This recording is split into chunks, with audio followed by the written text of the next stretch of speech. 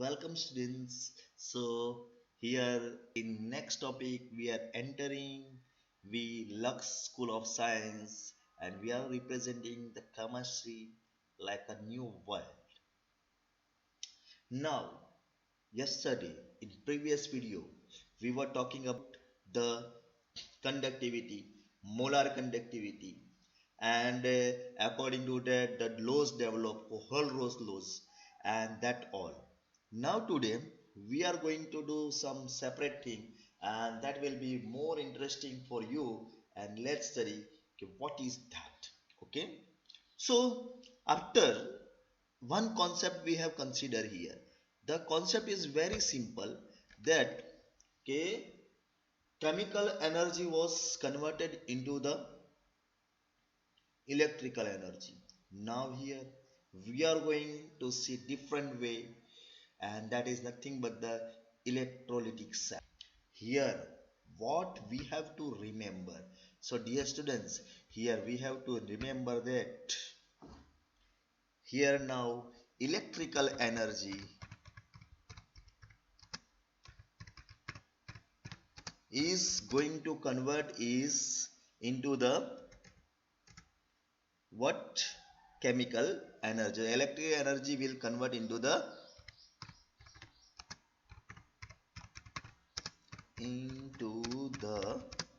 chemical energy. So here we have just no new idea about the topic that electrical energy can convert into the chemical energy. Yes, by means of electrolytic cell we can convert electrical energy into chemical energy. Here we have electrolytic cell in which external source of voltage is given to the cell, okay, and that support to the chemical reaction, and how it will support to chemical reaction that we are doing here. So hope that you understand. In this topic we are approaching the electrical energy in converting into the chemical, and here by outer source we are going to apply the electricity. Okay, one of the simplest electrolytic cell consists of two copper strips dipping in an aqueous solution of copper sulfate. Now, very simple talk here we are going to say કે અગર તમારે કોઈ ઇલેક્ટ્રોલિટિક cell બનાવવાનો છે, એક solution લઈ લો copper સલ્ફેટનું blue કલરનું, એની અંદર સિમ્પલી બે કોપરના સ્ટ્રીપ મૂકી દો અને એમાંથી ઇલેક્ટ્રિસિટી પાસ કરો. If a DC voltage is applied to the two electrons, then Cu plus 2 ions discharge at the cathode and the following reaction take place.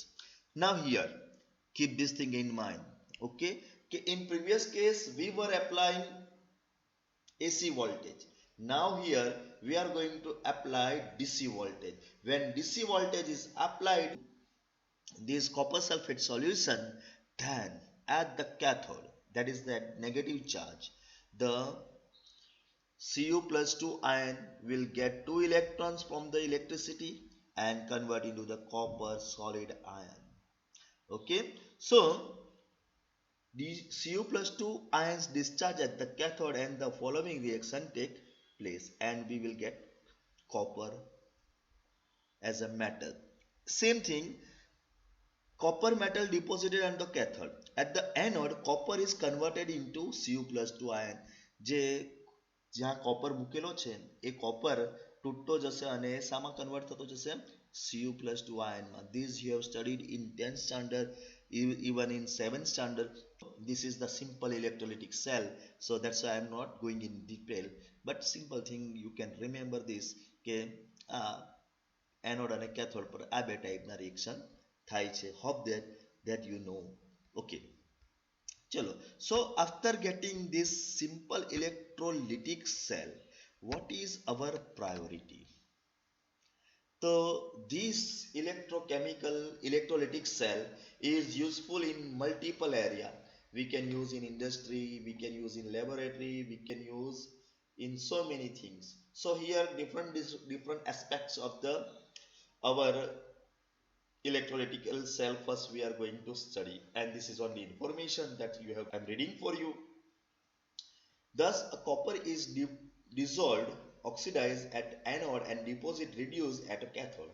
This is the basic for an industrial process in which impure copper is converted into copper of high purity. Simple thing, oxidize જે છે એ anode ને તમે impure લઈ લો અને reduce જે છે તે કોપરને તમે પ્યોર કોપરની નાની પ્લેટ મૂકી દો. હવે એનોડ મોટો રાખો અને જે પ્યોર કોપર છે નાનો રાખો to pass on the electricity. હવે એનોડનો બધો ઇમ્પ્યોર કોપર છે એ કન્વર્ટ થઈને આયન બનીને સોલ્યુશનમાં જતો જશે ને જે આયન બનીને સોલ્યુશનમાં આવતો જાય છે એ ઇલેક્ટ્રોન મેળવીને કોપર બનીને જમા થતો જશે. So that is simple logic of us in this point. Okay, so in industries impure કોપરને પ્યોર કરવા માટે આપણા પાસે this is the best method. Hope that you understand this method. Okay, next. The impure copper is made an anode that dissolve on passing current and pure current is deposited at the cathode.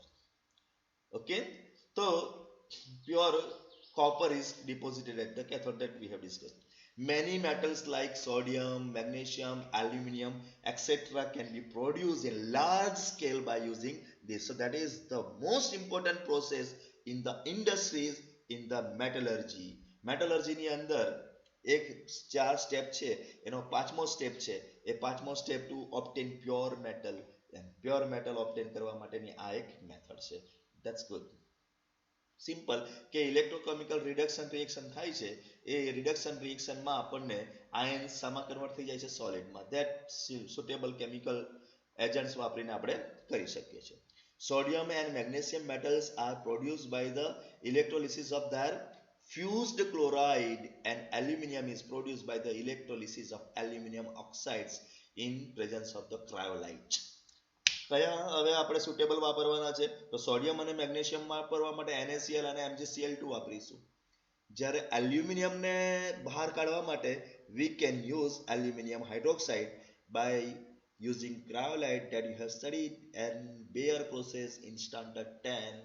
So hope that you are aware with this point. So this is the industrial aspects. Now we are going to talk about the quantitative aspects of electrolysis. So what is the quantitative aspects of the electrolysis? So Michael Faraday was the first scientist who has described the quantitative aspects of electrolysis. Now Faraday's laws also flow from what has been discussed earlier. Faraday laws પણ આપણે આગળ વાત કરી છે એના ઉપરથી જ બહાર આવ્યા છે. So who was the first scientist who has discovered the method to develop this or the quantitative aspects of the electrolysis? Faraday. And Faraday has developed laws. Okay, so Faraday's laws of electrolysis. After his extensive investigations on the electrolysis of solution and melts of electrolytes, Faraday published his result during 1833-34 in the form of the following well-known Faraday's two laws of electrolytes. So here only in this case point we are talking about the Faraday. Now here are the Faraday's law, Faraday's two law, and that's are very interesting. First law: the amount of chemical reaction which occurs at any electrode during electrolysis by a current is proportional to the quantity of electricity passed through the electrolytes. જેટલો તમે charge apply કરશો, જેટલો electric current pass કરશો એટલી વધારે શું મળશે? Quantity deposit થશે. સો ડિપેન્ડ્સ ઓન મેટલ જે તૈયાર થઈ રહ્યું છે એ કોના ઉપર ડિપેન્ડ કરે છે? એમાઉન્ટ ઓફ ચાર્જ એપ્લાય કરેલો હોય તે ફર્સ્ટ લો કે which occurs any electron during electrolysis by a current is proportional to the quantity of electricity passed.